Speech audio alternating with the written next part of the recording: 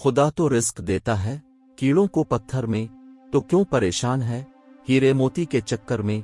उड़ जा आसमान में, लगा गोता समंदर में, तुझे इतना ही मिलेगा जितना लिखा है तेरे मुकद्दर में। जिस तरह शबनम के कतरे मुरझाए हुए फूलों को ताजगी बख्शते हैं, इसी तरह अल्लाह का जिक्र मायूस दिलों को सुकून बख्शता है। धुआं देखने में तो सफेद नजर आता है, लेकिन वो चीजों को काला कर देता है।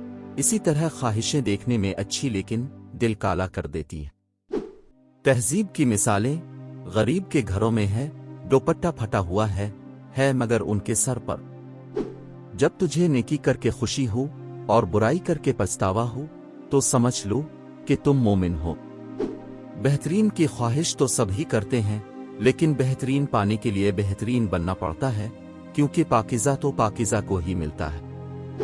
हजरत अली रज़ी अल्लाह अन्हु फरमाते हैं, किसी को उसके लिबास और ज़ात के लिहाज से हकीर ना समझना, क्योंकि तुमको देने वाला और उसको देने वाला एक ही है।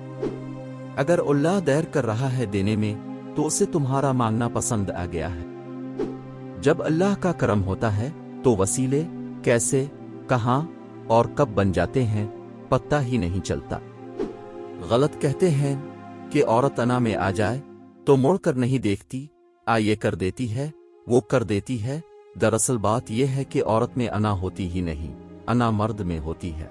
औरत तो वफाशनास है, वो जोक जाती है, डर जाती है, कभी तलाक के खौफ से, तो कभी मर्द के छोड़ जाने के खौफ से, तो कभी इसके कहीं और मुतवज्जे हो जाने के खौफ से, तो कभी इसके बेजार हो जाने के खौफ से, तो कभी किसी और खौफ से। औरत हर बार अपनी अना और इज्जत नफस कुचलती है, तब कहीं जाकर जिंदगी गुजार पाती है। ये इज्जत चाहती है, वफा चाहती है।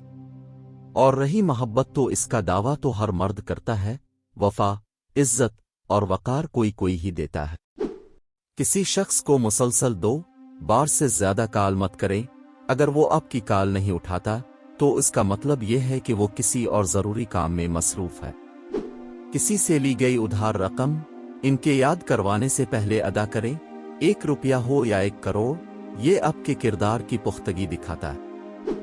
हमेशा अपने पीछे आने वाले शख्स के लिए दरवाजा खोली, कोई फर्क नहीं पड़ता कि ये मर्द है या औरत। आपका कद लोगों के सामने किसी से अच्छी तरह से पेश आने से छोटा नहीं बल्कि बढ़ता। किसी की तारीफ करनी हो तो लोगों के सामने करें, और तनकीद करनी हो तो सिर्फ तन्हाई में करें।